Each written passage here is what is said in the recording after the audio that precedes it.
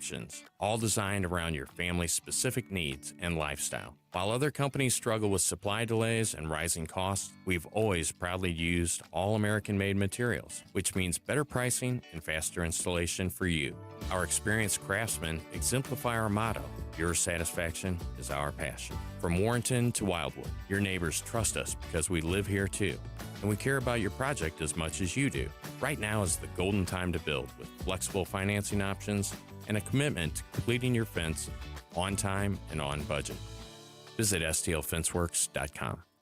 From the Michaels Flooring Outlet Weather Center. Man, it is a good-looking Monday out there. Lots and lots of sunshine, very little cloud, if any, light winds, and very dry air. The high temperature today about 70.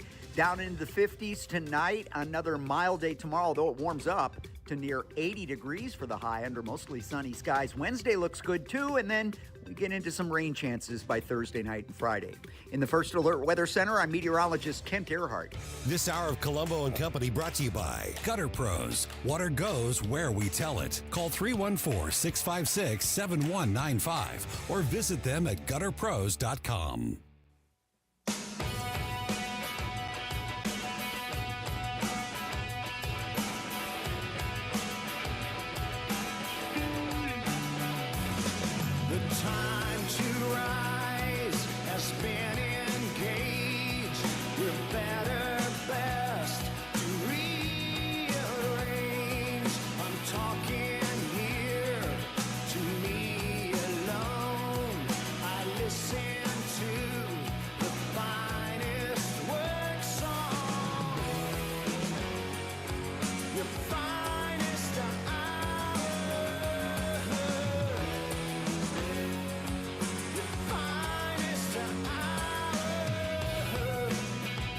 Hello and welcome to Monday afternoon, kicking off a brand new week here on Colombo and Company on 101.9 and 94.1 News Talk STL.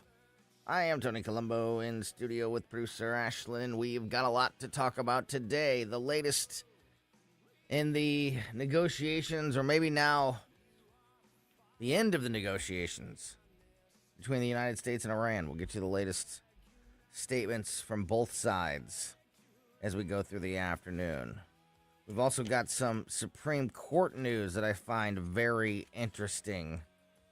Ketanji Brown Jackson making news again this week. Second week in a row for her.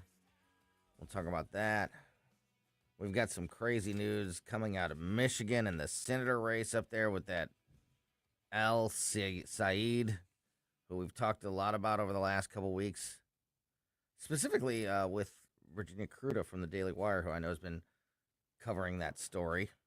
But yeah, he's really saying some things, trying to get some attention, and I guess it's working because we're talking about him. Also, the latest on Kash Patel and him announcing that that he's going to be filing a lawsuit against the Atlantic over a piece published this Friday that alleged all kinds of things against the FBI director. I know Jamie Allman was just digging into that story just a few moments ago. We'll get you our take on that as we go through the afternoon as well. And lots of company joining us today. We will talk AI and big tech issues with our AI and big tech expert, Mike McClary from Intervine. He'll be with us just a little less than an hour from now, just after 3 o'clock. Always love that segment. So much to learn each and every week. Just a lot to keep up with each and every week when it comes to the AI world and its expansion and its integration into our daily lives. So that's always great. Mike McClary will be with us just after 3 o'clock this afternoon. And about 35 minutes from now, we'll be joined by Paul Curtman from PR Curtman Investments. Every Monday, Paul starts the week with us to get us the news as we kick off another week with the economy and the markets. So always look forward to that conversation. And joining us on the line after a week off, he's usually here every Monday, but we missed him last week, so we got a lot to catch up with News Talk STL contributor Gabe Phifer, the former co-host of Mike Ferguson in the Morning. Gabe is back in his normal Monday time slot with us here this week. Gabriel, hello. Happy Monday, folks. I'm back from the moon, ready to go. Back from the moon and ready to go. You know what?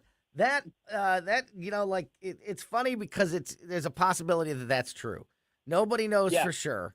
We just know somewhere between 10 and 20 years, I think, at least very, very rich people are going to be able to say that phrase in reality. Yeah. Gabe, of course, a rocket scientist, as well as many other great things on that resume. So, when he talks about space or the moon, you better listen because there's a possibility. I'm not No, absolutely not. Have we even talked since the Artemis mission ended? I know we talked during the mission, but it's been a couple weeks now. Have we talked about what was your sort of recap of the mission in general and now the next steps? Because eventually we're going to be putting people back on the moon, if I'm not mistaken, as part of the Artemis program. What did you think of this latest mission and people going further away from Earth than ever before, taking a look at the backside or dark side of the moon? We talked about that a few weeks ago, but what is your overall thoughts on this latest go around? Well, obviously historic. I really do appreciate some of the discussions that I think the members of the mission team had after they came back, especially Victor. I can't remember Glover. The pilot, Victor Glover. Yes, the pilot. Mm-hmm. Yeah. National treasure, that man. Keep a microphone in his face. He'll say some good stuff. Yes. But I really appreciate their perspective because, having seen the Earth set behind the moon, they have a different way of looking at the world now than the rest of us do. And of course, I think this has introduced space travel, the concept of humans being multiplanetary or at least living on multiple space bodies.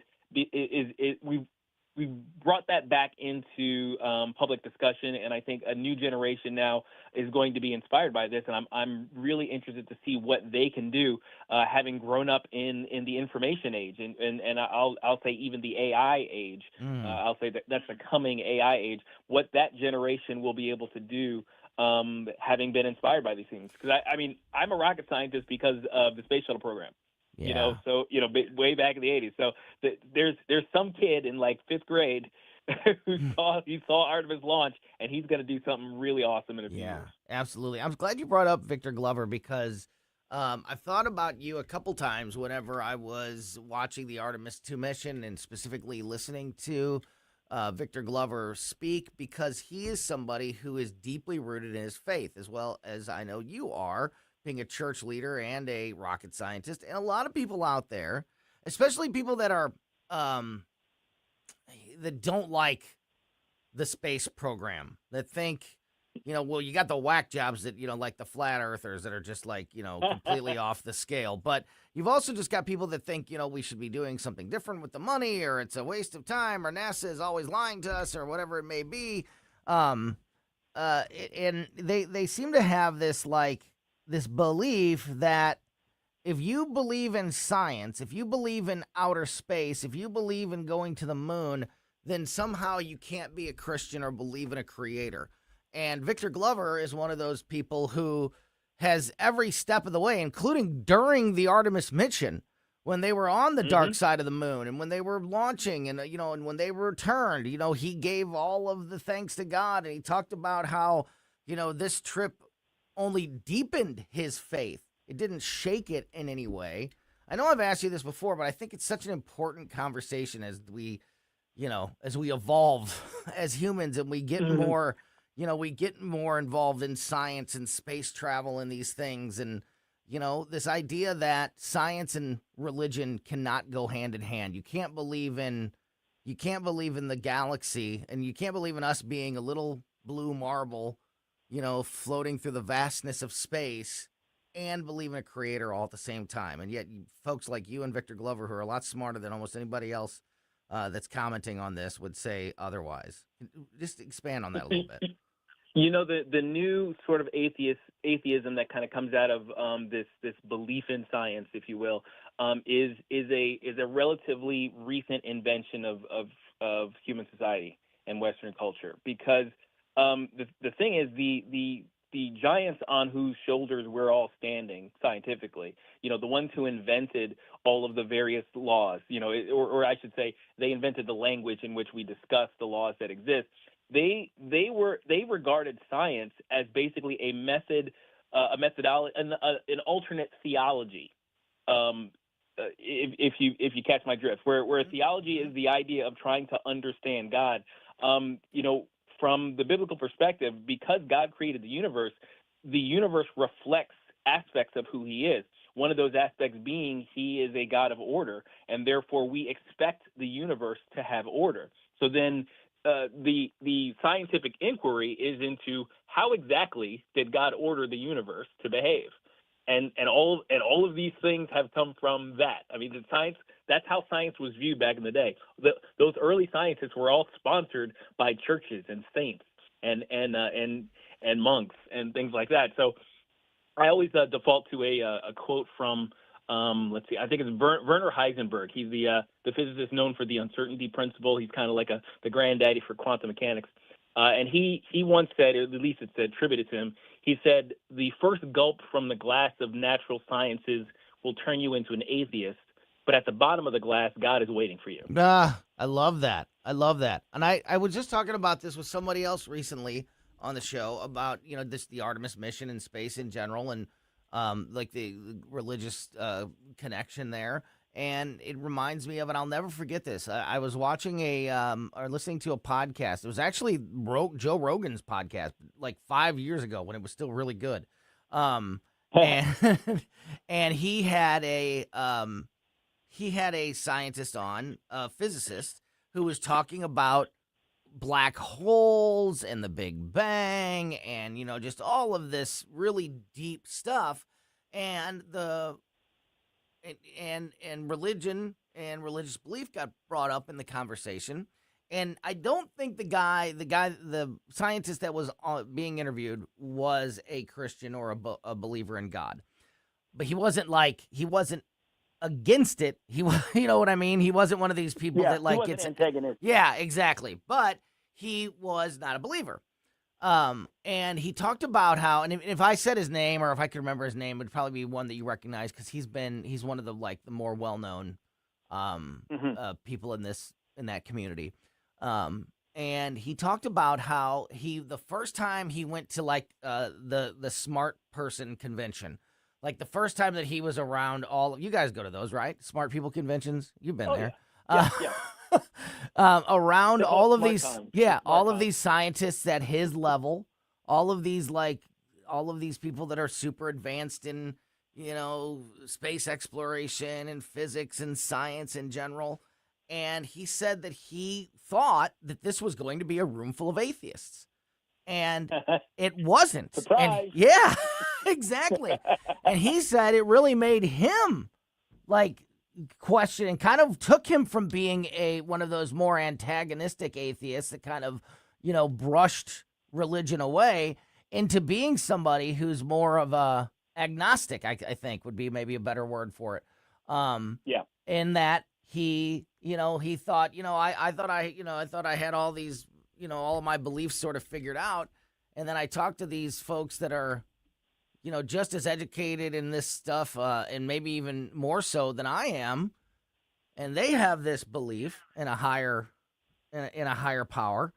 So, maybe there's something to it. And I thought to that was just one of these, this moment that I'll never forget because it really just shows you that this belief, this idea of you either believe in science, you believe in, outer space and the moon, or you believe in God. You can't believe in both. Is just a bunch of crap. Absolutely. Yeah. So, yeah, interesting, super, super interesting stuff. All right. Well, see, look at there. You never know where you're going to go.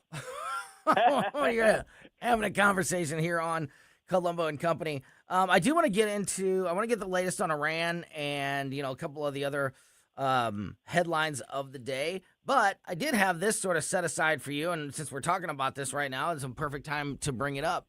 I have, with everything else that I've been focused on, some of the areas that I've been really keeping a close eye on, like the negotiations and some of the other issues surrounding the situation with Iran. One of the things that I haven't spent a whole lot of time unpacking is Donald Trump's feud with the Pope. And I know you're not. Yeah. I know you're not Catholic, and I know you're not Right. Catholic, and I know, and I don't know that you've really dug into this much at all. But I did just want to ask you what you thought about the appropriateness or the impact of a world leader. Especially a superpower, the most important person on earth, the most powerful person on earth, the president of the United States. Getting into such a public feud with probably the most influential religious figure on the planet. Does it make you roll your eyes? Does it make you upset? Do you not really care one way or the other? Do you think it has major impact or maybe not? What do you think about, an argument at this, the worldwide level between the president of the United States and the Pope? Well, I guess one thing we have to do is just set aside the fact that Trump tends to handle feuds badly. He takes it up a notch pretty quick, doesn't he? He elevates things in a hurry. That escalated quickly. Yeah. The tendency is, when you have a public disagreement between, high level leaders of any sort, that it would how do I say this? It would come across more like a public dialogue than a spat. But because of the way Trump is, it feels a little too aggressive, and it makes people feel yucky. So let's set that aside. But here's the thing.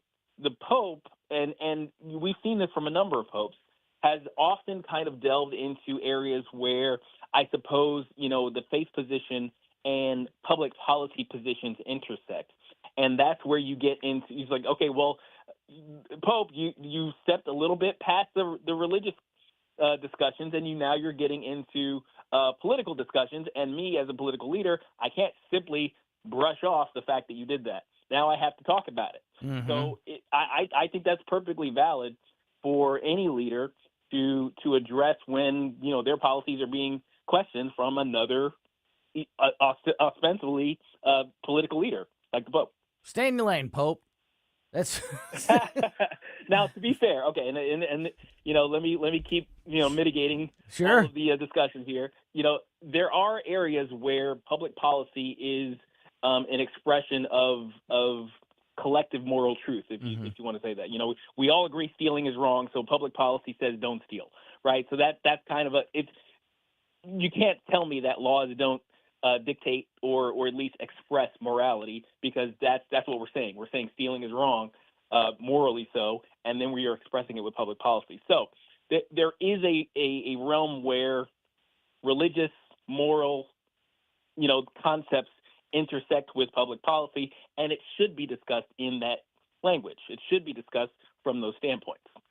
Do you think that a public spat with the Pope overall? Now, I know there's going to be people on both sides. Obviously, there's going to be people that are happy that the president is pushing back, and maybe like a piece of the Catholic or evangelical vote wants somebody to push back against the Pope, and some think it's totally inappropriate. But overall, in general, do you think it helps or hurts the president, or has no impact either way, when he gets into a public feud with somebody at the level of the Pope? At this point, I think 90% of people have their Trump position, and they're not going to change it. You know what I mean? So, yes, I do. Like, if you present the arguments like, hey, you're a Trump guy, what do you think about this? It's like, yeah, well, I didn't like that. Is it going to change your vote? Is it going to change your stance? Is it going to change? Well, no, but you know what I mean? It's the same thing on the other side also. It's like, hey, you don't like Trump, right? Yeah, no, I hate that guy. What if he did this? It's like, well, it doesn't matter. I still hate him. So, you know what I mean? Mm-hmm. So overall, I think this is kind of a nothing burger. It makes for interesting discussions, though.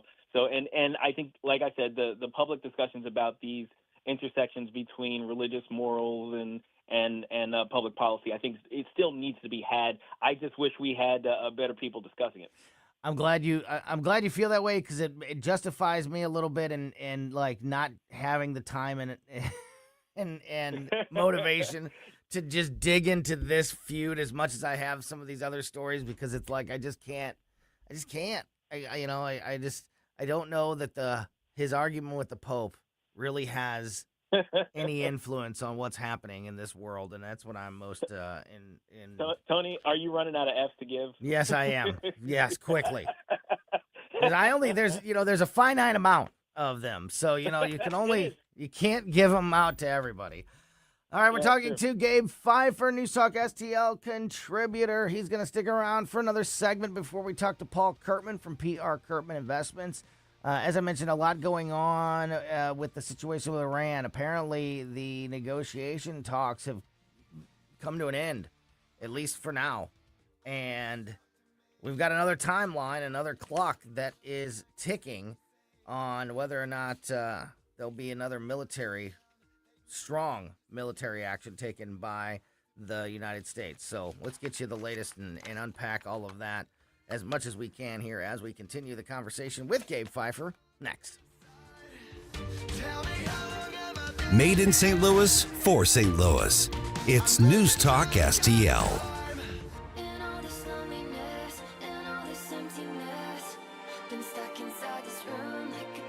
News, analysis, opinion. They're literally taking the Constitution and putting it in a paper shredder. News Talk STL. The Wallner home selling team at Berkshire Hathaway is the number one home selling team in the St. Louis area. Licensed in both Missouri and Illinois, so no matter where you are in the St. Louis area, Rodney and Jen Wallner can help you just like they helped our family a few years ago. We were thinking about selling our house in North County. We called Rodney and Jen. We sat down with them. And, after that first conversation, just getting to know the Wallners a little bit, you just immediately see why they're selling 15 times more homes per year than your typical home seller and why they have so many qualified buyers that they guarantee to get you an offer. Because the knowledge of, the market and what to look for and what to do and, just the results that they have produced is just all speaks for themselves. Nobody has the experience and nobody has the work ethic to outdo the Wallners. And like I said, I could tell you that from firsthand experience. After that first time we sat down with Rodney and Jen, we realized that they were not only the team that we wanted to work with, but also, made that decision that indeed now was the time to go ahead and move forward with selling our house. And for us, it was also buying a new house on the other side of the deal. And the Wallners were just absolutely incredible all the way through, selling our house faster and for more money than we could have ever expected, and also finding us a perfect new home that we have continued to raise our family in over the last several years. And that success story also could be almost told word for word by my mom, who just went through the same experience selling her old home in North County and buying her new home all through the Wallner home selling team, including our very own Jamie Allman, who's part of that Wallner home selling team. So if you've been thinking about selling your home, don't wait. Call the Wallners now. At least have that first conversation to decide, is this the right time for you to move forward like it was for us? Call the Wallners now at 314-810-SOLD, 314-810-SOLD, 314-810-SOLD for the Wallner home selling team.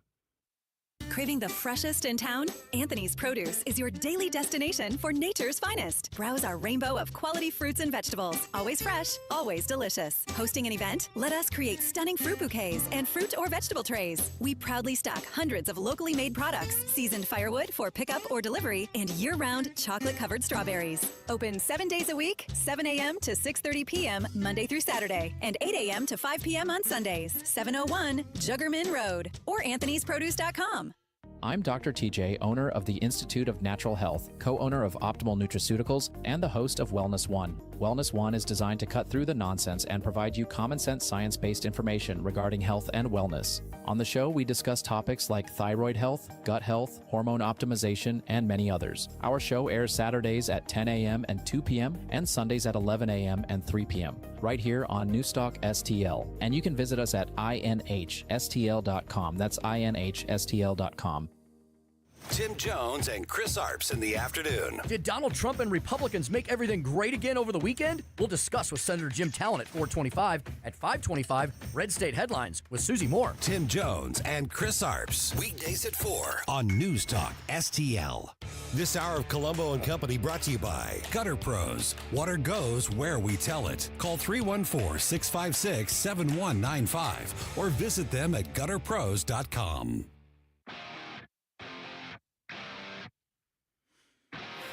Welcome back to Colombo and Company on 119.94.1 News Talk STL. Just about a little more than 10 minutes from now, we'll talk to Paul Curtman from PR Curtman Investments. But right now, we continue the conversation with Gabe Phifer, former co-host of Mike Ferguson in the Morning News Talk STL contributor. Gabe, we went into the weekend with an announcement from the president saying that he thought that negotiations could be over with. We could have a more finalized peace agreement and ceasefire with Iran going into the weekend. But as we start the new week, is exactly the opposite. The Iranian president today declaring Iran will not submit, cites deep historical mistrust of the United States. Iranian President Masoud Pezeshkian, I'll tell you what, the names are one of the things that I will just be happy to not have to worry about anymore when this Iran situation is over with, even though that may be a very long time from now. But I'm 99% sure I got that one right. Iranian President Masoud Pezeshkian today called United States peace offers, quote, unconstructive and contradictory.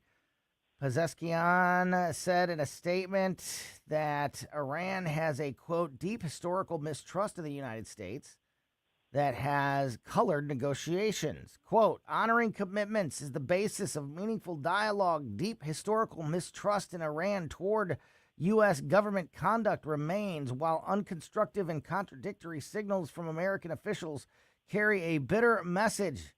They seek Iran's surrender. Iranians do not submit to force, the Iranian president wrote in his statement. This on the same day today that the IDF, the Israeli Defense Forces, announced that they carried out a couple of attacks in Lebanon, which is in violation of the 10-day ceasefire, but they said that they carried out these attacks because the terrorists there in Lebanon were also breaking the ceasefire, so this was just in response to that. It feels like peace is falling apart, Gabe, at least to me. I've got some more statements here from the president and things like that we can dig into here in just a second, but you know, we had the big deadline last Tuesday where the president said, you know, by 8 p.m. on Tuesday night, if they don't negotiate a peace deal, we're going to wipe their civilization off the map. And then apparently those negotiation milestones were met, and that didn't happen. And then, like I said, we go into the weekend with the president saying that he thinks it's going to be we're going to have a major development over the weekend, and it has done the exact opposite. I don't know. It doesn't feel like it's going the right direction to me. Gabe, what about you?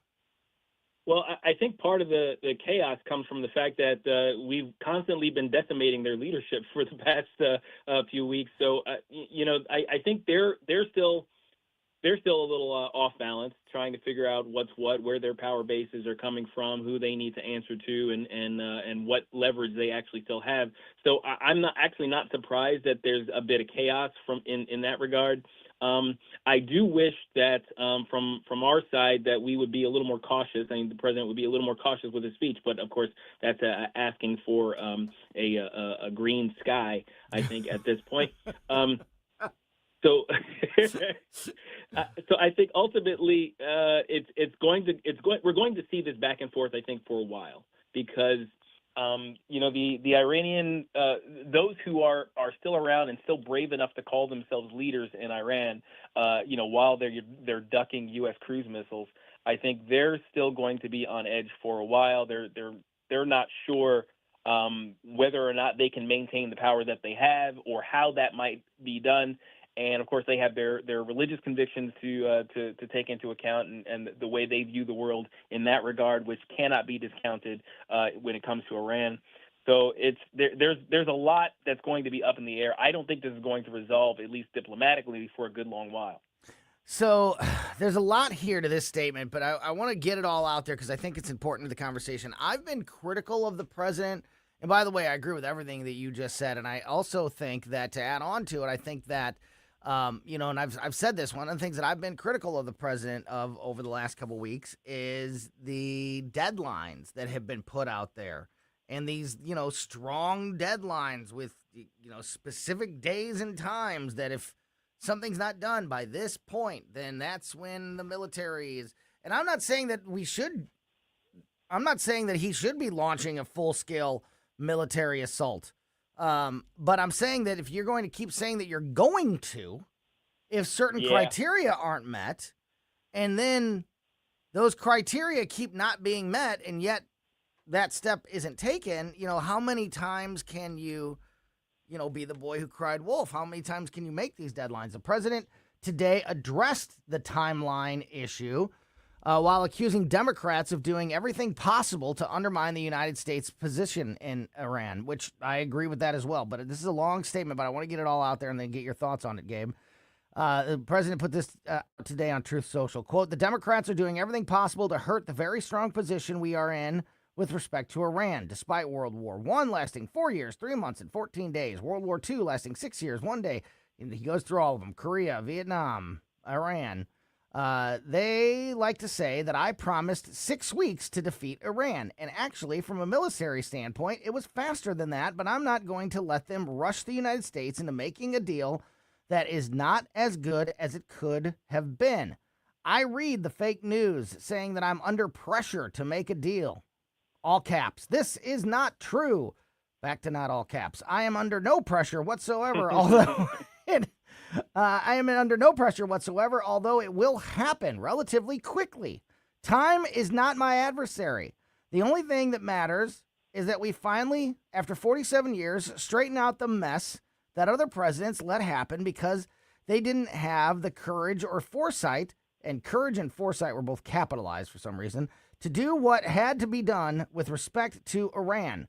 We're in it, and it will be done right, and we won't let the weak capitalized, and and pathetic Democrats, both capitalized, all caps now, traitors, all, back to all caps, who for years have been talking about the dangers of Iran and that something has to be done, but now, since I'm the one doing it, belittle the accomplishments of our military and the Trump administration. Last part, he goes on to finalize saying this is being perfectly executed on a scale of Venezuela, just a bigger, more complex operation. The results will be the same.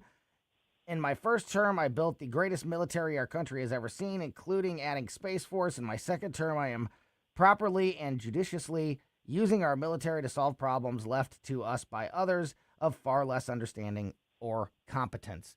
So, Gabe, I agree with a lot of the things that the president said in there, except for the part where he said that he's not under any pressure to make a deal or any timeline to make a deal when he's the one that's put the timelines out there.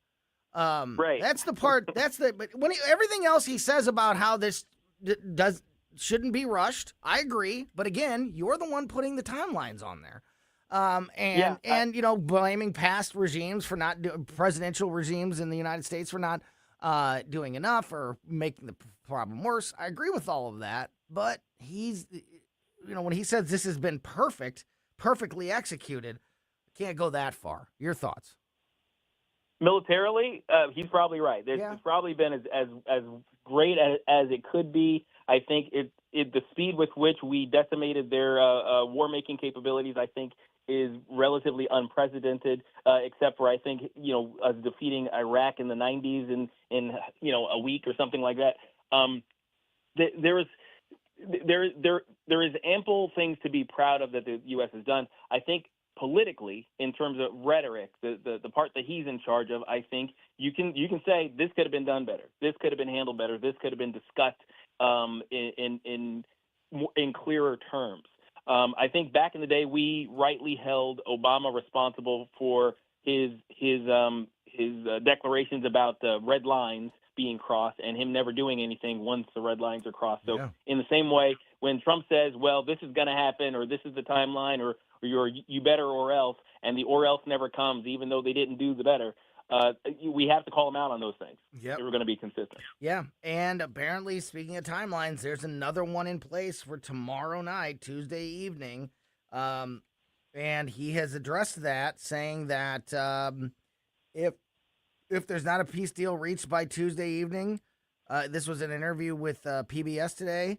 He said by the end of that latest deadline, quote, then lots of bombs are going to start going off. So we'll see, I guess. But all right, we'll see. Again, you don't have to put these ultimatums out there, and and give honestly, the other he side doesn't fuel. have to say much of anything right now. No, I mean, because that's everything the thing. else that he said really is right. Everything else that he characterized this about is right. I'm sorry. Go ahead. Final thoughts. Yeah, I was just going to say, at this point, all you have to do is say, we're working on a peace deal. We're working on a diplomatic solution. We're working on an off ramp, and just leave it at that. Yeah. Maybe you can talk about some of the specifics. Hey, we're having trouble carving out a deal about the Strait of Hormuz, or they have concerns about X, Y, and Z, and we have concerns about A, B, and C. That's fine. You can discuss all those things all you want, but when you start making the threats and the deadlines and all those things, then you're necessarily hamstringing your own side. Yeah. And those are unforced errors we don't need. I agree. And I agree with him when he says the Democrats are doing everything they can to hinder this administration and this process. I agree with him when he says that they are doing that. And I would say stop giving them more ammunition to do that with. Yeah. Absolutely. By giving them these opportunities to pounce when these ultimatums don't ultimately work out. Gabe Phifer, News Talk STL contributor, former co-host of Mike Ferguson in the Morning. Great to talk with you as always, my friend. Great to have you back, and look forward to talking to you again very soon. Have a great rest of your day. Absolutely. Thanks, guys. God bless. Back at you, buddy. Great stuff there. All right, we might get into some more details about the situation in Iran, because we're going to talk to Paul Curtman, who not only, of course, is a financial advisor with PR Curtman Investments, but he is a veteran himself that has served in that part of the world, the Strait of Hormuz, and can, give us some insights from a unique perspective that we don't always hear from. So, going to get our annual beginning of the week check on the markets and the economy with Paul Curtman and more next. For podcast articles and more, find us on newstalkstl.com.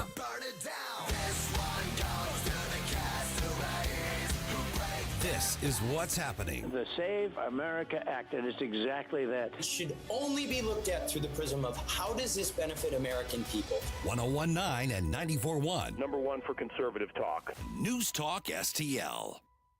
PRI Global now has Prismatic, an AI-driven platform that can help you and your business, especially in construction. Simplify your operations, secure data, modernize your business from the cloud up. Visit PRIGlobal.com. Innovation with talent and technology. People, process, platform. PRI Global delivers all three.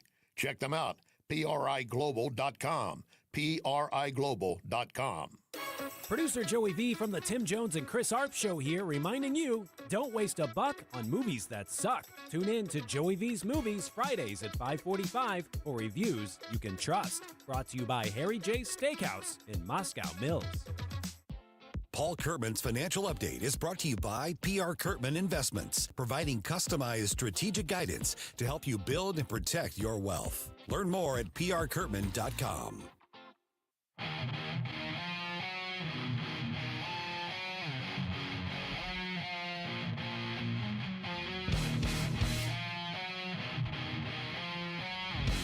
That's the Midwest Avengers. Support local music.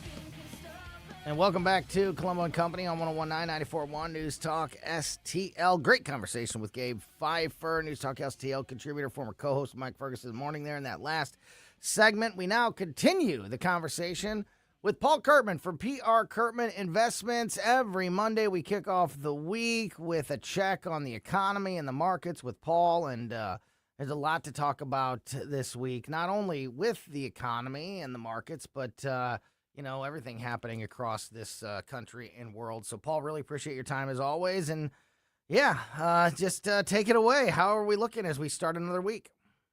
Yeah, good afternoon, Tony. I'll tell you what, last week was a pretty good week, and the market was up quite a bit. I think the S&P 500 rose about 4.5% over the course of just 1 week, and of course, all that kind of hinged on the hopes behind these peace talks. But I think you and I had talked about this before, and I just didn't have a lot of hope for the first round of peace talks because, Iran and the Middle East is not very promising when it comes to peace talks if the last 2,000 years have taught us anything.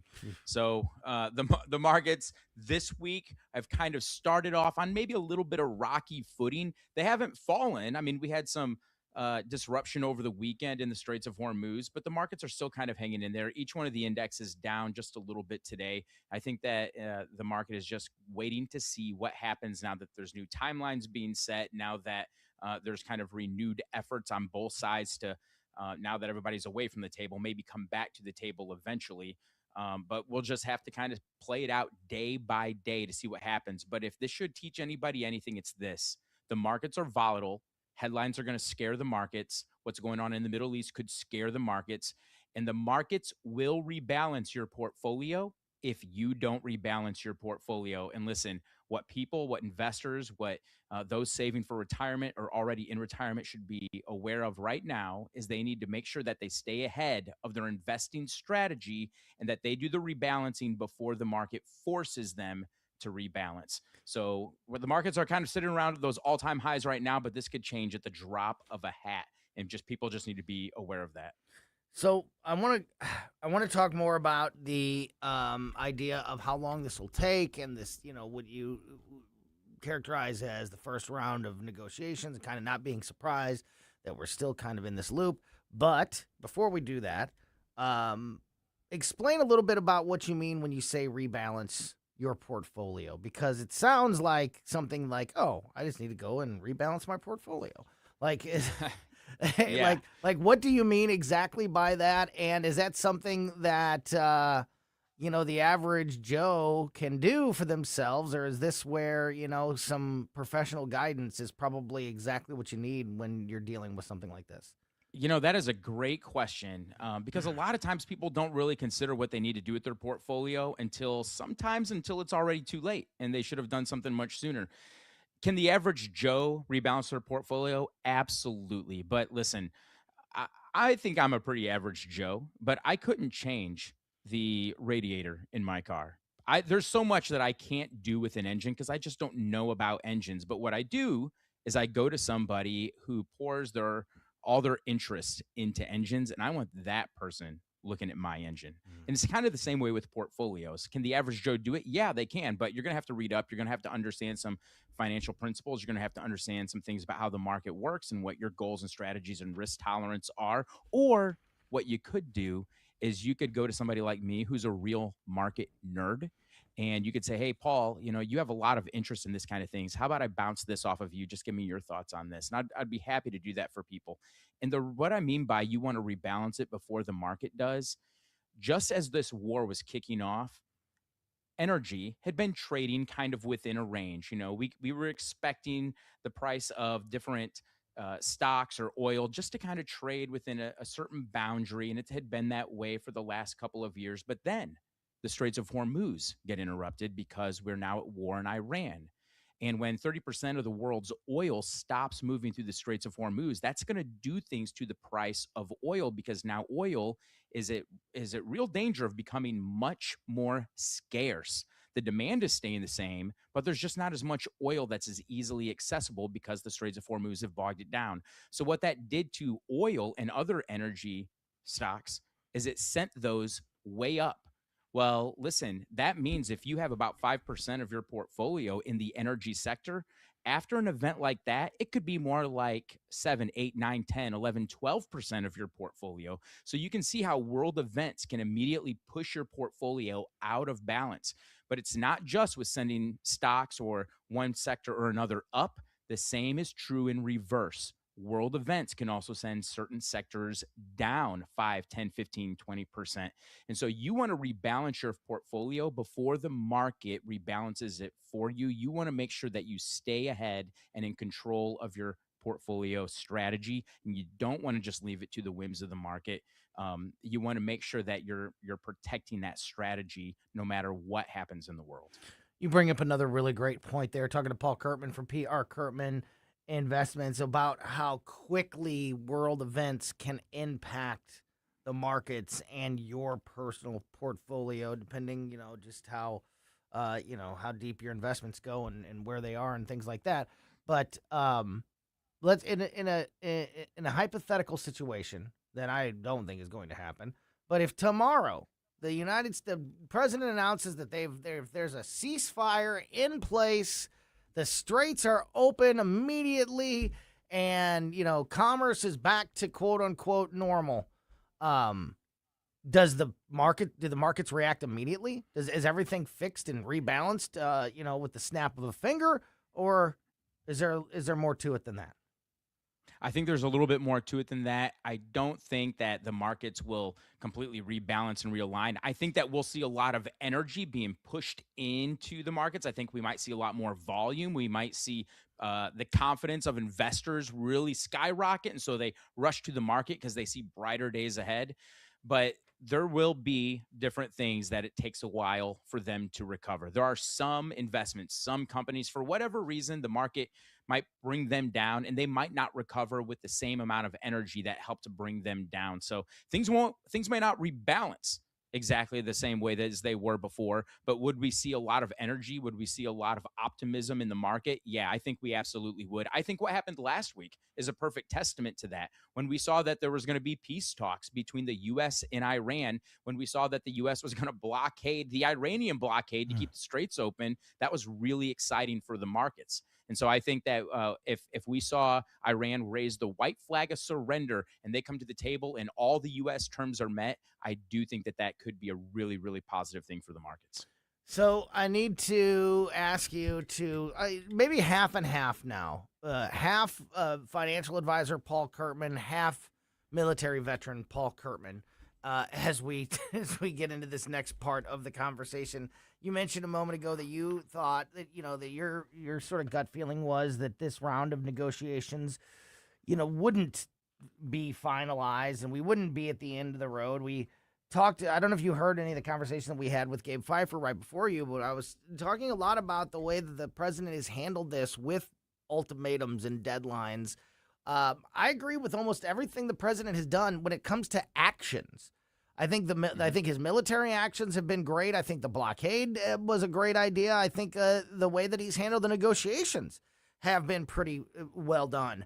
The part that I have a problem with is that we have over and over again, including going into the weekend on Friday when he said that he thought negotiations would be over in the next 1 or 2 days. Last week, of course, the very famous, Tuesday at 8 p.m.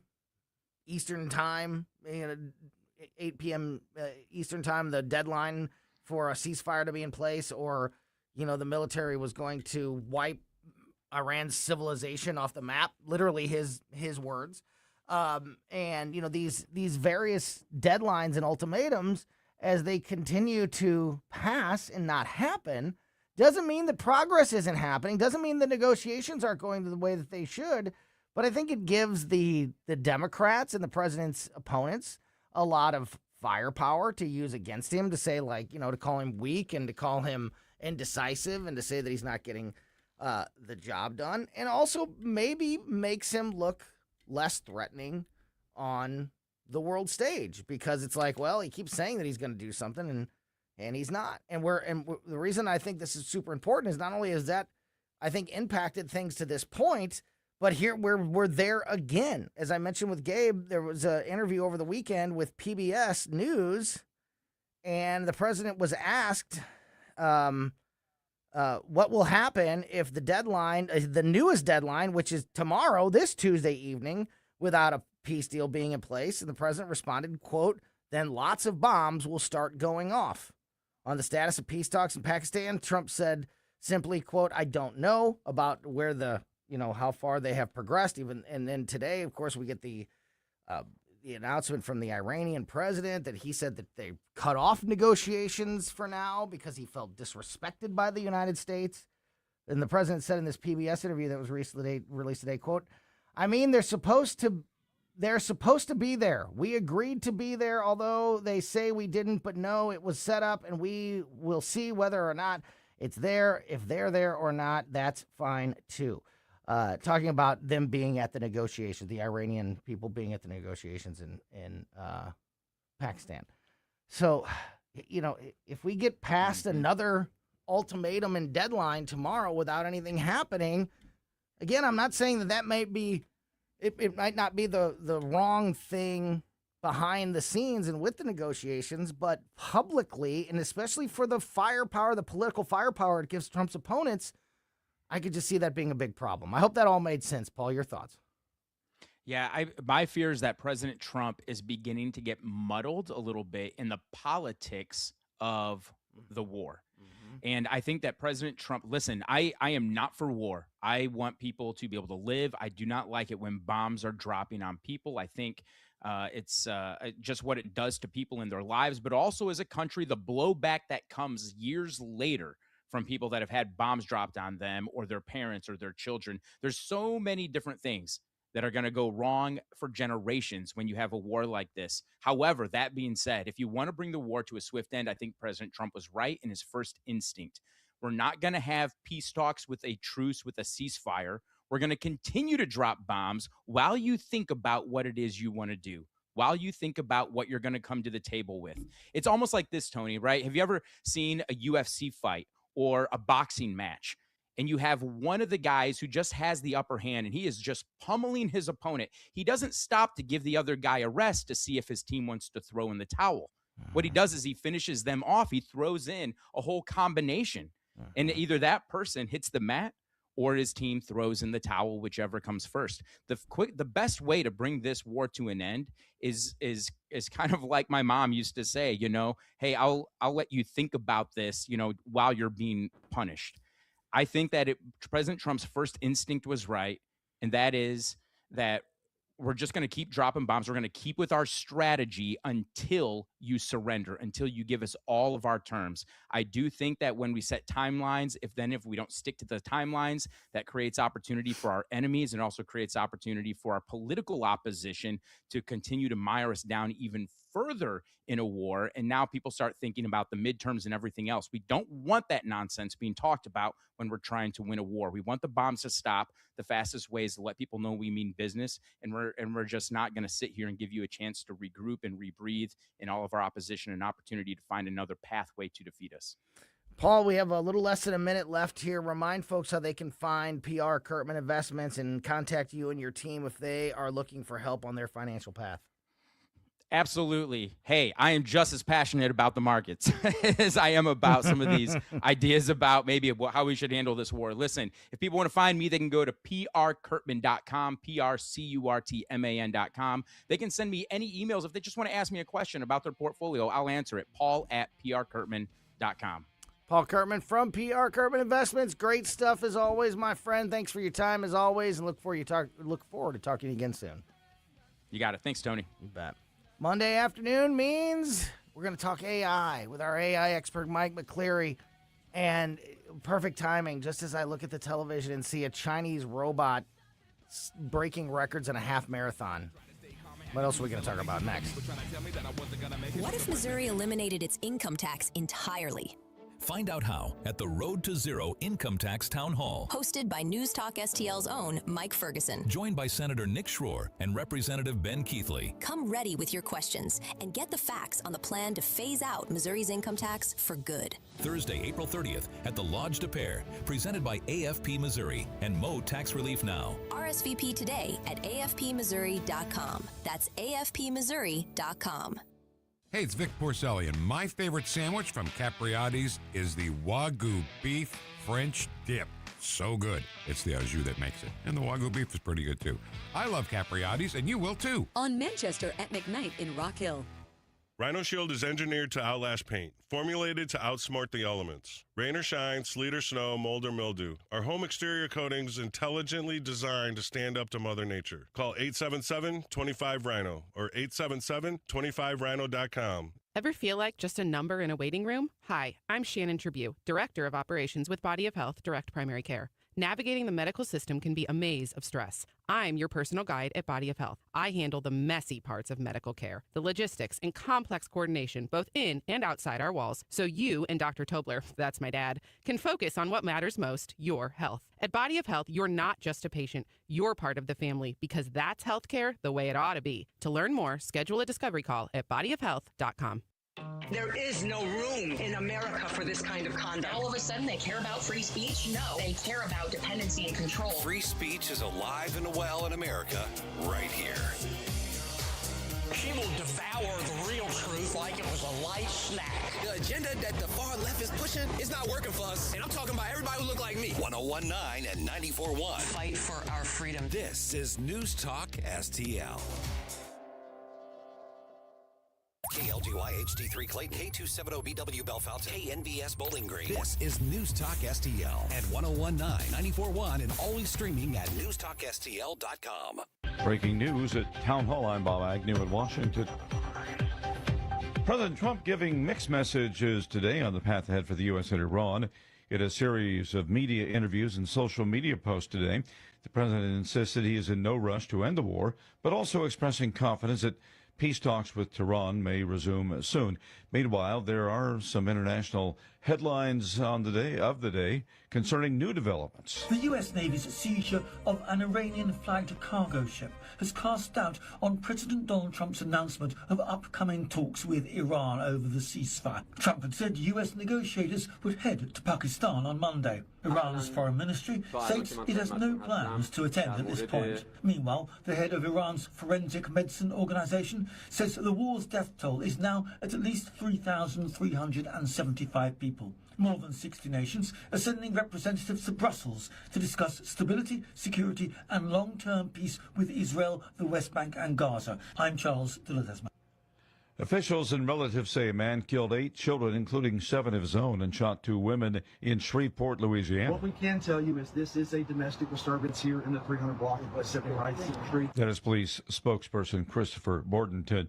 Virginians head to the polls tomorrow in an unusual April referendum in which a single-state ballot question on redistricting could have nationwide implications. Here's a report from Anne-Marie Morgan. The question asks if state lawmakers may draw new congressional districts this year to, quote, restore fairness. But it does not explain that the yes vote would change Virginia's districts from 6 Democrats and 5 Republicans to 10 Democrats and only 1 Republican for the next 3 federal elections. Flipping that many seats would also help Democrats take the U.S. House in November. Anne-Marie Morgan reporting. More at townhall.com. The following is a real-life story from Trinity Debt Management. I had a lot of credit card debt, and it stressed me out. But what I thought was a solution turned out to be a problem. I kept hearing ads about debt settlement that seemed too good to be true. And actually, it was. When I called, they told me to stop paying my bills. That didn't sound right to me at all, so I hung up. Later, I found out that debt settlement is bad, real bad. Then I learned that there is a right way to pay off your credit cards. It's called a debt management program from the great team at Trinity. Trinity had a plan. In the end, I paid off my bills, I saved thousands, and I even improved my credit score. If credit card debt has you down, call Trinity at 1-800-990-6976. My name is Heather. Please forget debt settlement and remember Trinity Debt Management. 1-800-990-6976. From the Michaels Flooring Outlet Weather Center. Man, it is a good-looking Monday out there. Lots and lots of sunshine, very little cloud, if any, light winds, and very dry air. The high temperature today about 70.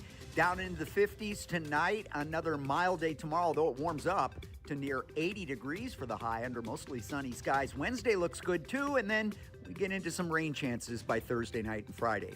In the First Alert Weather Center, I'm meteorologist Kent Earhart. This hour of News Talk STL brought to you by Chris Cooper and Serenity Wealth Management. Business owners, download your free playbook for financial clarity at serenitywealthbiz.com. That's serenitywealthbiz.com.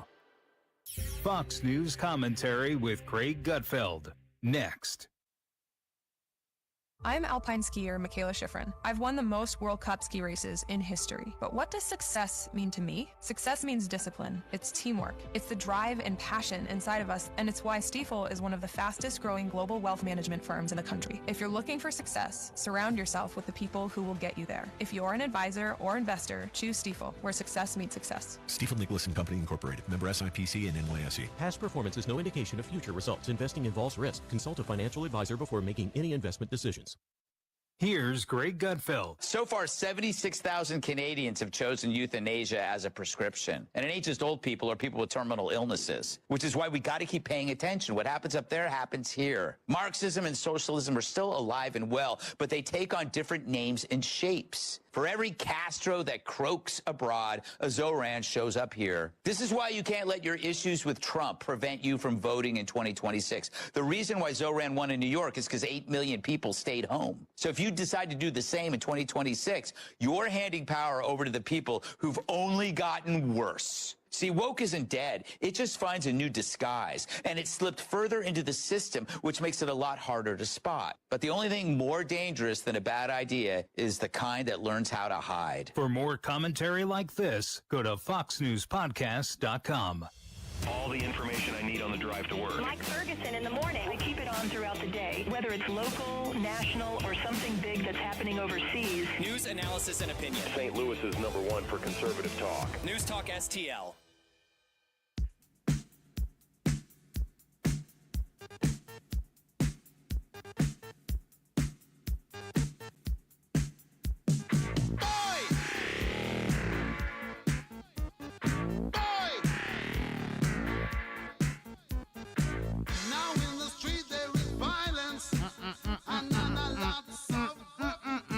Welcome back to Colombo Company on 101.9, 94.1 News Talk STL. Big, packed, great conversation-filled 2 o'clock hour. If you missed any of it, make sure you are subscribed to our podcast on your favorite podcast platform, because we put the show out as a podcast right before we get off the air every day. So subscribe to Colombo and Company on your favorite podcast platform, and you'll never miss anything that happens here on the show. Keep it rolling on a busy Monday afternoon with Mike McClary from Intervine, the local business that makes the best flashlights, lanterns, and headlamps available on the market, even batteries in all different sizes, and you can get all of that great stuff for 25% off just by using my name, Tony, as your promo code at checkout at Intervine.com. Mike is on the line with us. He's our big tech AI expert, and oh my goodness, is there plenty to talk about today. Mike, thanks as always for your time. Hey, yo. Good to see you guys. So it was literally during, I guess it was technically right before the show, but I was in the studio already when I saw the headlines and the pictures, and now I've even seen a little bit of the video of the AI robot running the half marathon. Have you seen this? Have you seen this yet? I have not seen that yet. It is amazing. A humanoid robot that won a half marathon race for robots.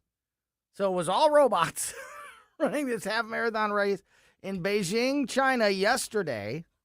The guy who won, the robot who won, the thing that won, ran faster than the human world record, which I don't know if that's, duh. Yeah. Okay. I guess it's impressive that a robot could run 13 miles, whatever a half marathon is, 13.1 miles or something like that. That run that the whole time and, stay upright and do all those kind of things. I guess that's impressive. But the fact that they're better than humans, come on, it's a robot. The winner was from Honor, a Chinese smartphone maker. completed the 13-mile race in 50 minutes and 26 seconds. The human record, by the way, is 57 minutes, around 57 minutes, according to this article. I don't know what I wouldn't have known, but he completed the race in 50 minutes and 26 seconds, according to a WeChat post by the Beijing Economic Technological Development Area, also known as Beijing E-Town, where the race kicked off. The videos are they're pretty amazing. Seeing this, I'm looking at them right now. Have you seen the ones where they're carrying them off on stretchers? No. I've seen pictures of them on the ground. I've seen pictures of them like down. I've seen pictures of like some of them that fell and they're laying on the ground. But no, I didn't see any. Yeah, there's one where they're carrying it off on a stretcher and people look concerned. That's hilarious. But yeah, it kind of looks like a dude. You know, they have like legs and arms and a head. It's not like this weird, you know, just like, you know, they could look like anything. You know what I mean? They don't have to look human to be able to run or move forward or whatever. But yeah, these robots look a lot like humans. And I guess they didn't all make it across the finish line, or certainly all make it in, you know, the time that this guy did. No. But yeah. What do you think about this? I mean, this is definitely another big step, correct? Yeah, absolutely. I mean, like you said, to me, the biggest thing isn't so much the speed, because let's face it, they should go faster than us. Right. I hope they do. But I guess the power, I mean, that's always been an issue for, you know, enough battery power to have something like a robot operate, you know, at full pace for close to an hour. That's a pretty big deal. Also, balance. We've seen issues where they, you know, kind of struggle staying upright sometimes. So I guess this is a pretty big deal. I'll tell you what kind of, I don't know, bothers me. Yeah, it bothers me a little bit. Do you remember we had a few weeks ago where Melania, the first lady, had a robot come up and kind of like speak a little bit at the White House for I think a fundraiser or something like that. It kind of stood up there and talked and was interesting, right? And that's kind of like what we're working on here. But if you've ever seen, and this race was in China, if you've ever seen how the Chinese are progressing with robots, it's scary. Like, we have ones where like we're happy that they're standing up and talking. They have 20 robots doing kung fu moves right on stage and looks just like out of a movie. Like, they are really far ahead of us when it comes to the capabilities of robots, and that does scare me. Iron Fist King? Iron Fist King. Yeah. Oh yeah. Never forget. He's gotten better. Oh my goodness. Never forget the Iron Fist King. No. If you do, it's at your own peril. I'm looking at this, and actually I'll put a picture up. I just took a picture with my phone because I'm real technologically advanced like that. For people that are watching on the cameras, if you want to get a look at this guy running, that look okay? Can people see that, Ashlyn? Nice. So there you go. There's this guy. There's the robot running the marathon. You could see that it's like a guy with arms and legs. When you watch the videos, you know what it looks like to me when you watch the videos? It looks like the speed walkers. You ever seen a speed walker? Yeah. The way that they shuffle their hips and they got to keep, you know, one foot on the ground at all times. And the way that their like little legs just go really fast. That's kind of what the running robot reminds me of when you watch the video. But also to your point, so apparently this was, if you the picture that I just had up, if you saw all those people in the background, that wasn't the crowd watching, that was the people running the race. So there was like the track was split into two. So like half the track was for robots and the other half was for the people. And I did see just now, as I was looking at some of these pictures and videos, the one robot that was getting carried out on the stretcher, it didn't even make it a step. It went it literally stepped across the finish line or the starting line and fell down. And because it's a robot, it's still trying to go. Like, its arms and legs are still going. And because he's on the ground now, every time he moves, he's like slamming his own hands and legs into the ground, and he's like shattering pieces off of himself as he's laying there. And then his people come running with the stretcher and all of that. And yeah, the humanity. That's kind of freaky, isn't it? Right. I wouldn't want to go near that thing. No kidding. Like the Iron Fist King trying to attack people. Do you think that these are the kind of stories, though, Mike, that when people see this, does it help does it make people Does it help people understand or realize the impact or integration of AI and robotics and this kind of things in our everyday life? Or does it do the opposite? Do people look at this and go, this is what they're doing with AI? They're making running robots. Like, this is just a fad. This is dumb. Like, what do you think the impact of this kind of thing has? I don't think showing this does anything positive at all. Yeah. Because if you're someone who's like really stoked about the robots coming, this doesn't do that for me. Right? Like you and I said, like, we're both very underwhelmed that they beat a person because they should. They're robots, right? You know, so you're kind of underwhelmed. And if you're someone who's already afraid of robots and you see the one that's thrashing around on the ground and no one wants to touch it, it doesn't make you feel good either. This is a lose-lose situation, and it's hard to come up with lose-loses. Yeah.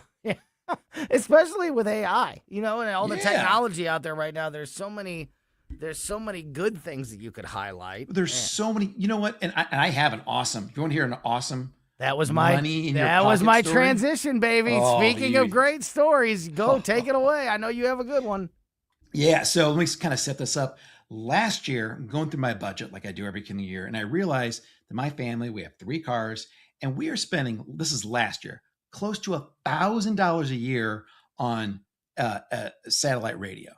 Insane like that. We don't even listen to it that much. We do a little bit, but I couldn't believe how much we're spending on it. Oh, it was sad. It was sad. And so I decided to hop online, check out my account. Finding out my different account numbers was like one challenge, and then chatting to either cancel my service or lower my bill. And after an hour and a half, and I'm not even joking, just an hour and a half, I was able to finally, after chatting with one very nice agent, able to lower our bill to a special promotional rate for last year that got it down to like $8 a month for each car, something like that. It came out to be like, I don't know, like $280 a year, something like that. So huge savings last year, right? It was awesome. Big win last year, but I also wasted an hour and a half of my time. Very frustrating, trying to chat back and forth to get this all taken care of. This year, over the weekend, I got a letter in the mail saying, hey, your Sirius XM satellite radio is renewing in a few weeks here. And here's your details. I'm like, uh-oh, I only had like a 1-year deal, right? So I got to look at this. And I look at it and it's going right back up. I'm going from $8 a month, $7.99 a month to $26 a month, which is like a 3.5%, a 3.5 times increase, right? I'm going to be back up to like over $900 a year for radio that we don't use all the time. And so I'm both joyful and a little stressed. I'm joyful because I kind of know how to negotiate with these people and I think I can get my rates down again. But I'm also stressed because I'm busy. It's Monday. I only got an hour and a half. Ain't got no time for that. Ain't got no time for that. And I decided, you know what? Let's try this out. So I use Claude. You know, we talked about Anthropic company kind of in war with the White House right now. They're meeting today, which is a good thing. But they make Claude, which is very similar to Gemini, ChatGPT. And it has a Chrome extension, a little button you can hit. And if you want to, it can actually browse the internet for you and do things, not just browse, but do things for you. Like it can chat. And I was wondering, well, can it chat with a customer service rep on my behalf so I don't have to and try to negotiate a lower rate for me? And I'll tell you what, it was freaking awesome. I just gave it the details. I said, here's my account number. Here's the backstory. I was paying a lot last year. They lowered it, which is great, but they're jacking me back up. I want you to get on. I want you to use your negotiating skills to either get me down to close to that low rate or just cancel my service. And I don't want to deal with people like, hey, before you cancel, how about this deal? How about this? How about this? Like either give me the same rate or cancel it. So I gave it those instructions. I logged on to my SiriusXM account and pulled up the chat thing. It got on within 5 minutes. It had not only gotten me back to the deal that I had last year, it got me a lower deal than I had last year. Freaking awesome. And I did nothing, absolutely nothing, which I'm really good at. So it used the chat feature on. Yes. I was going to say, how did it communicate? It can't call. It used the chat feature. Do you have to give it any type of permission to, like, how does something chat when they can't type on a keyboard? I mean, I'm not trying to be really no. ignorant here, question. but like, you know, like how does it take control of the chat feature? You have to give it permission. Like it has different, this is a little, if you've ever seen like when using Google Chrome, that's the browser I use. Me too. You can install little things that are called extensions. Like companies make them available. Like Gemini has one. Gemini has something very similar. It can't type for you though. Claude can actually take action. It can click on your screen, it can scroll around and type, and you have to give it permission. It's not going to do this wildly. And it is like, and you have to download and extend. Like you can't just. Yeah. It's not built into Gemini or Claude I'm sorry. Well, Google it is Chrome. built into. It's not built into Chrome or. Yeah, not built into Chrome. Claude. It's Claude. Yeah, Claude, you have to like say, hey, do you want to try if you're already right. using Claude, which is just like Gemini and ChatGPT, they have it's totally free because you're already paying for the service. Chrome extension, you download it. It's a little button on your browser. You click it, and I actually put some screenshots on X if anyone wants to check that out. And it then, if you give it permission, you have to explicitly give it permission to like do things on your behalf, and you can tell it. I actually told it if you have any questions, if it needs anything sensitive, like I don't know, my account number, my phone number, just ask me, and I'll give you those things.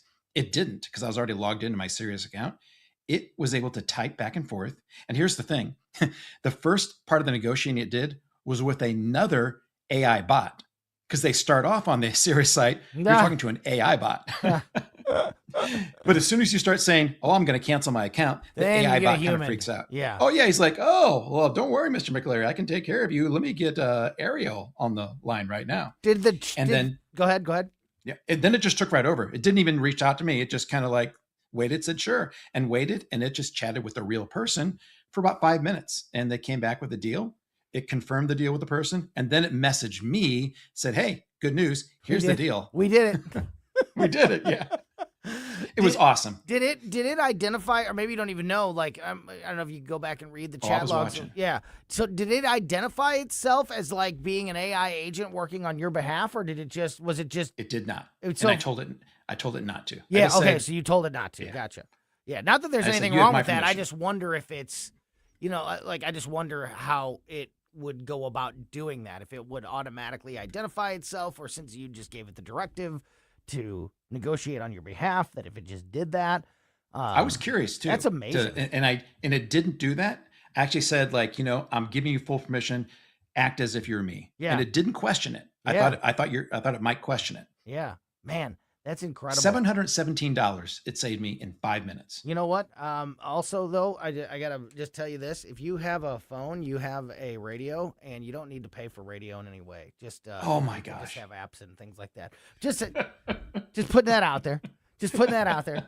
But that story is incredible. I had one. That's not nearly as cool of a story now, especially it didn't save me any money. But I had one last night. I had a moment. My daughter had a shirt that she had to wear to school today, a specific shirt that she had to wear to school today for cheerleading, and it had gotten a stain on it. And I'm the stain wizard at our house, and I really have pulled off some miracles. But this one was a bad one. It had already been washed and dried, and the stain had already, was kind of in there. And so I was panicking a little bit, and it was like 10:45, 10:50 last night. So it's pretty late last night. And I'm thinking it was a white shirt, so I'm thinking like maybe if I had some bleach or something like that, but I didn't have any at home, and I didn't know where to go or what to do. I pulled up, I grabbed my phone, I go to Gemini, and I just asked what stores near me are even open right now. And it gives me some stores, and then I give it a little bit more. Like I need like laundry detergent or bleach or stain remover, and found a Walgreens, not our regular Walgreens. It's the closest one to me, but another one that wasn't too much further away that was open until 11, and I got there at about 10:55. I'm sure they loved me. Yeah, but it was like one of those things where it's like, and normally I would have like picked up my phone and I would have like thought of the, Schnucks or Walgreens or CVS or one of the stores close to me and like, is this Walgreens open? Is this Schnucks on, open? And I would have started searching around to see if I could find a store. But instead I just asked, hey, what are the stores near me that are open? Any store near me that's open. Get a little bit of a list. Then I expand, then I continue the conversation a little bit as I'm as I'm moving, like I'm not pausing to do, I'm already moving, getting in the truck and like things like that, and problem solved. You might have missed the time that they closed. Had you like just done a normal search, because right, it still takes or given up 15-20 minutes. Or just given up and like looked at like the, like the Schnucks near me and the Walgreens, our closest Walgreens, and thought, everything's closed. I'm not going to, it's too late to get anything done. But no, like Instead, you saved because the day. yeah, but I had and I really did too because the same came out and it was perfect. Everything worked out great. So yeah, but like just using the AI chatbot as a tool to solve problems in real time in your life, like, you know, it helped me last night, it helped you in a big way to save literally hundreds of dollars. I mean, that's what else do you need? And time. Yeah. What else do you need for proof of how powerful these systems are? And, trust me, I will always identify the negatives. I'll always identify the Terminator, end of the world scenarios. I don't act like, everything's all rosy and, toothpaste commercial, but you got to identify also the good things and the tools and the way these systems can really enhance your life. And I think that these were just two small real world examples of how that works. Yeah, and thinking outside the box. There's so many ways that we haven't even thought about how to use them. And what you did, what I did, are just simple ways to like money in your pocket, time saved back in your life. And I'm going to keep experimenting. I'm going to go out there and renegotiate everything. That's what I'm going to do. I never look anymore. Like I never do like the hunt through settings on a cell phone or a television or a video game. Like if my son's playing Fortnite and he wants to, look for a certain thing or item or how does this work or whatever. Like the days of like me saying, here, let me see it, and clicking on settings and starting to just kind of fumble through and try to find my way through, which usually I could do, but it's trial and error and you're working yourself through it and you're kind of going down dead ends. Like I never do that anymore. I just immediately go and ask like, hey, I'm trying to do this. Like I said, I've told the story about, when I was trying to unsubscribe to Peacock after the Olympics. I knew I could figure it out, but I was in the app. It turned out I needed to be on the Roku menu screen, which I would have figured out eventually. But instead of like hunting around in the app and trying, I just picked up the phone and asked, hey, how do I do this? And it just walked me through step by step. 30 seconds later, the job was done. It's just like instead of or transferring, all the data from when my daughter got a new iPhone and was transferring from an Android to an iPhone, instead of like, going to the website and reading, like trying to make sure you got everything. I just asked Gemini, just walk me through this. Ask. Yeah. Step by step, walk me through. It's this kind of phone and this kind of phone. And, how do we do this? And it just makes life so much easier. And it does. We've done appliance repair here. Just asking Gemini. For real, we've like refrigerator and also actually 2 refrigerators and a washing machine, all because it walked us through what to do. It's crazy. I did it with my garbage disposal. My garbage disposal at my new house apparently is like one of the only garbage disposals on. It's one of the only, at least from what I could tell, one of the only models that doesn't have the most garbage disposals. If they get stuck, there's like a special key you can use, like an Allen wrench or something that you go up underneath the garbage disposal, and sometimes you have to take a little piece off, or sometimes it's just right there underneath. You just got to kind of get up under there and see it, and then you can take your Allen wrench and twist it and like to unjam like one. Well, we had an issue with our garbage disposal like being locked up, and I went down underneath and this wasn't there. This the little keyhole wasn't there. And it was like every other garbage disposal I've ever had in my life or worked on, that's how you fixed it. So I look on the side of the machine and see who the maker is and all this. And I just go to Gemini and it literally says like, this model does not have the key on the bottom that most systems do.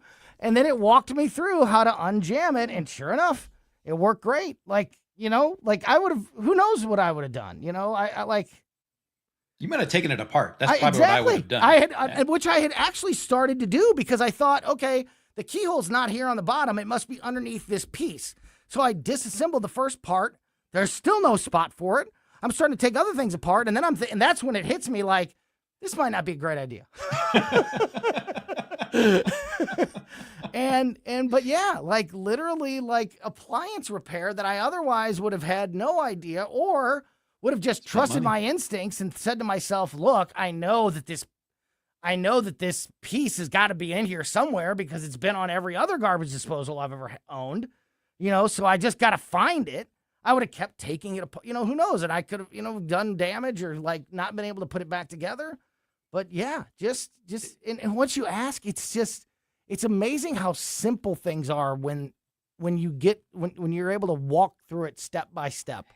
That's a very good way of saying it too, because it's not that, repairing things is incredibly complicated. It's just not knowing, right? We're just ignorant because we've never done it before, but that's why repairmen who've done it, they can walk through with their eyes closed sometimes. So once you know, these things are pretty easy to do. They're not going to make them so complex you can never open it up and never do anything. But if you don't know, you don't know. And I just I don't know if you did this or not, but I just take pictures now because my eyes aren't as good as they used to be. I can't read all those model and serial numbers. I just take a picture, say, this is my appliance. Tell me how I fix this thing. And it does the research and kind of walks me through everything. Yeah, absolutely. It's pretty amazing how it could do that. And the idea that it could act on your behalf and one of those chat, because I actually don't mind those chat box. My wife is like a little distrusting of that. Like you need to get somebody on the phone. Like, I don't know what you're doing with this chat thing. Like, but I don't think anything's going to really come of that. I don't like the phone personally. I don't either because with the the chat, you could be doing other things. You can kind of be moving around. You don't, you're not, I don't know. There's not. You're right. You can copy and paste. Yeah. You think there's no language barrier. There's no X. Like what I mean. Like sometimes you get on with a customer service agent that doesn't. It's not a English first language speaker, and then you can't. But when you're typing and you're reading, it's and you have an exact transcript of what was said and done in case there's problems down the line. So I like that. I like that approach anyway. And then to be able to have somebody or something act on your behalf. And it's funny also because you mentioned that when you did this last year, that it took an hour and a half of your life. Like you pulled it off and it was great. Yeah. That you beat the system to a certain extent, and got them to lower the price. But they count on your frustration. They count on you going, heck yeah. I don't want to. Heck yeah. I don't want to waste I don't want to waste another hour and a half on the phone. Maybe I'll do it tomorrow. And then tomorrow becomes next week. And then, time goes by and you're still paying all this money. They count on that fatigue. Well, Tony, upgrading your service, you can do it without even getting the person on there. Making a payment, you can do it without getting a person on there.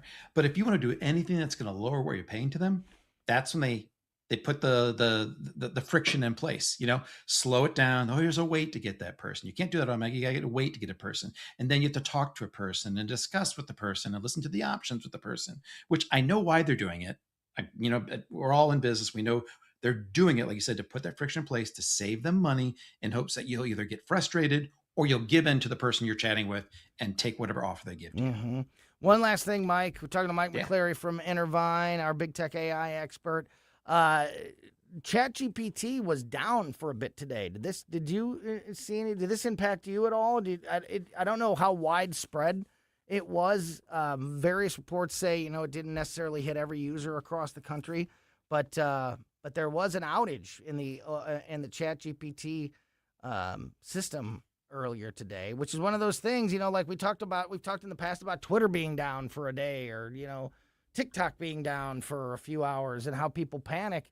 Another issue that I don't think we've come across this in the AI world yet until today, which kind of is another layer of the story. What if these things go down for any amount of time? It wasn't down completely for everyone. Right. It was the way it kind of worked. It was like it was degraded service, which meant for some people it was down.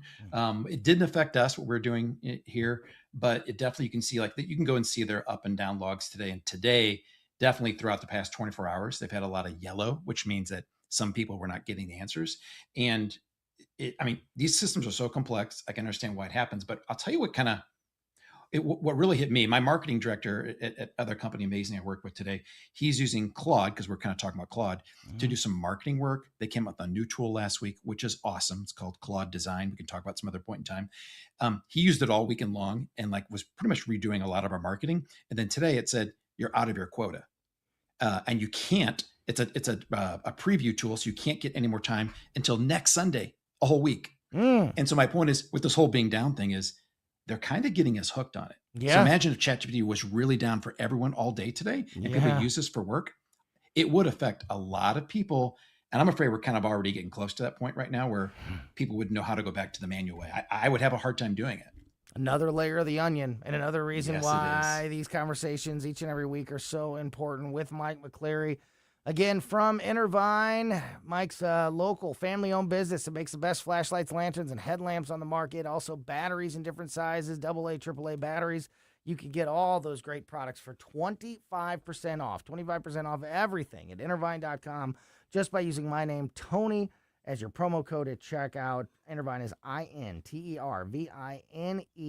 Tony is TONY. Use Tony as your promo code at checkout at Intervine.com for 25% off everything. Mike, always appreciate your time, my friend. Great talking with you. Talk to you Same real soon. Talk to you soon. Awesome stuff there. Mike McClary from Intervine. All right, before we get out of here, got a little bit more to talk about and wrap things up before we hand things off to the O'Reilly Report. And, of course, Tim Jones and Chris Arps. You're listening to Colombo and Company on 101.9 and 94.1 News Talk STL. Follow Tony Colombo on Twitter at Tony Colombo Talk.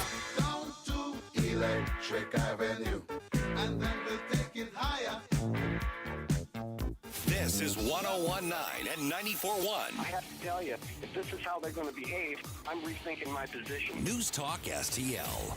Weber Chevrolet is your place to go if you are thinking about buying a new vehicle. Weber Chevrolet has been in the St. Louis area for nearly 125 years. Just an incredible stat, and you don't stick around in the same community for 125 years if you are not doing something right for your customers, and that is what sets Weber apart from the rest.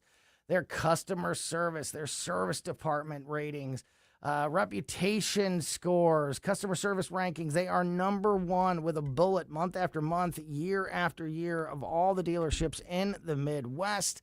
That is why so many families trust Weber Chevrolet generation after generation for the vehicles in their home. Nobody's going to give you a better price on a new vehicle. Nobody's going to give you more on your trade-in, and nobody is going to take care of you and that vehicle as much as the team at Weber Chevrolet. Check out what's happening at all three area Weber dealerships. You've got Creve Coeur in Missouri and Columbia and Granite City in Illinois. Check out what's happening at all three of those dealerships just by going to WeberChevrolet.com. Remember when food tasted like home? When breakfast was made from scratch and dessert was worth saving room for? At Shorty's Diner, we're serving up down-home breakfasts, lunches, and desserts just like Mom used to make. Fresh, from scratch, every single day. Step back in time with us, where the booths are cozy, Elvis is always in the building, and every plate feels like a hug. On Lackland and Westport, or online at shortysdiners.com. Shorty's Diner. It's not fancy. It's not fat-free. It's just the way it used to be. This is Larry Connor's commentary on News Talk STL. Why do so many in the world want to come to America? Well, they recognize the freedoms, the opportunities they would have. If you live in what Trump called S-holes, you would want a better place for yourself and your family. So don't hate those who want the American standard of living. Have compassion. Dear, but by the grace of God. The issue is, while we're a nation of immigrants, we're also a nation of laws. Now, that's pretty much a direct quote from Obama, Bill, and Hillary Clinton, even Chuck Schumer. Entering our country illegally is breaking a law, but many of those coming are not just looking to improve their lives, but destroy others, leaving raped, tortured, and dead behind. I told you recently Tom Steyer, now considered the top runner to be the next California governor.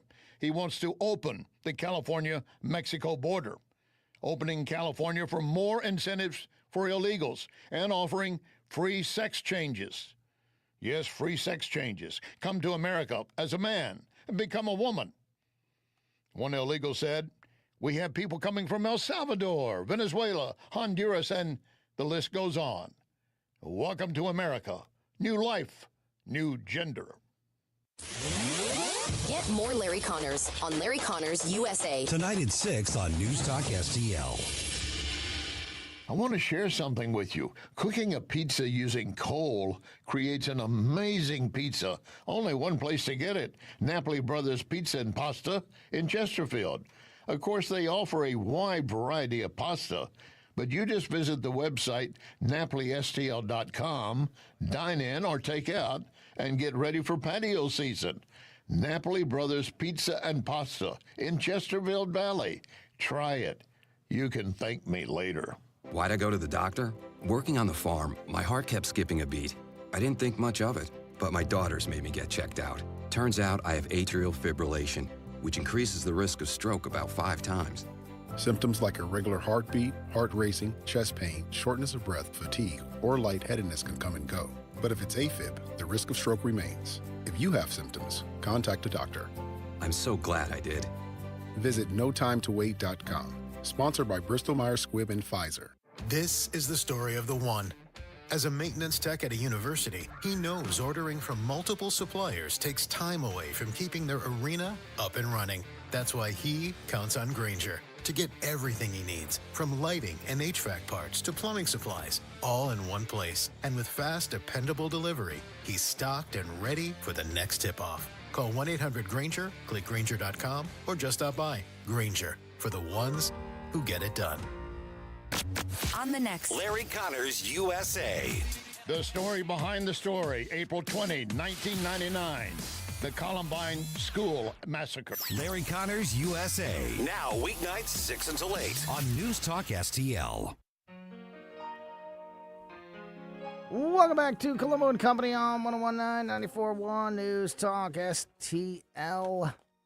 Before we get out of here, I want to set up a story that we're going to dig into deeper tomorrow, especially when we get Susie Moore from Mike Ferguson in the Morning, our legal expert here on the show. She'll be with us tomorrow at 3 o'clock, and this is one of the things I definitely want to dig into with her. Ketanji Brown Jackson, Supreme Court Justice, back in the news for the second time in as many weeks. The justice is basically questioning the authority and the decisions being made by the Supreme Court. So today, Ketanji Brown Jackson accused the Supreme Court majority of overstepping its role to, quote, wordsmith a lower court in Washington, D.C., in a pointed break from her colleagues in a Fourth Amendment case about whether a police officer had reasonable suspicion to stop a man. Jackson was the lone justice to defend the D.C. Appeals Court, which had found last year that the officer improperly stopped a man while he was in his vehicle. The Supreme Court reversed the lower court's decision 7-2, approving of the police stop. Sotomayor also voted against it, but she didn't offer a dissent. She declined to dissent, so Ketanji Brown Jackson was the only justice that wrote a dissent to this ruling. The Supreme Court's decision emphasized that police officers have the broad ability to rely on the totality of the circumstances when making stops, noting that sometimes seemingly trivial standalone facts about a situation can be combined with more suspicious behavior to justify reasonable suspicion for a police stop. But Jackson argued against what she said was the high court's intervention in the lower court's routine evaluation of which facts are relevant and which are not relevant. So this was a case where a 2023 dispatch call to Washington, D.C. police at 2 a.m. reported a suspicious vehicle. When an officer arrived on the scene, 2 people jumped out of the car and ran away, while the remaining passengers slowly tried to back the car out of a parking spot with the doors still hanging open. The Supreme Court's opinion said that the lower court improperly ignored that 2 people fled the vehicle before the third person was stopped by an officer. But Justice Jackson said that the D.C. Court of Appeals had done a basic culling of facts. I don't know how many facts we need to cull out before we get to the decision that we want, but that's what it sounded like was happening there, to reach its conclusion that this stop was unwarranted. So basically they said, like, hey, you can't be doing that. You can't be just making stops, willy-nilly out there. and ignored the fact that police pulled up on a car and 2 people jumped out and ran away. I'd say that that is suspicious behavior. The lawyers for the police argued, quote, under these circumstances, with only seconds to decide whether to intervene, the officer was entirely justified in detaining the driver. They immediately found out, by the way, that this car was being stolen at the moment that this happened, but Justice Jackson tried to argue that this was in violation of the Fourth Amendment, which secures people, persons, houses, papers, and effects against unreasonable searches and seizures. I don't think that that applies in this case. When you pull up on a suspicious vehicle at 2 a.m., 2 people get out and run, and another person tries driving it with the doors open. I think that's a good sign that something is wrong. Like I said, I want to dig into that story and more when we're back tomorrow at 2 p.m. In the meantime, keep it here for O'Reilly next, then Tim Jones and Chris Arps. Colombo here from my friends at Bluff City Outdoors in Alton. The knowledgeable staff at Bluff City has served the St. Louis outdoor community for decades, and they can take care of all your bow hunting needs, all your trapping needs, all your fishing needs, and more. Plus, while you're there, you can schedule a trip with a local fishing guide and shoot in their archery range. Bluff City Outdoors is open 7 days a week, 1 mile east of Fast Eddie's at 28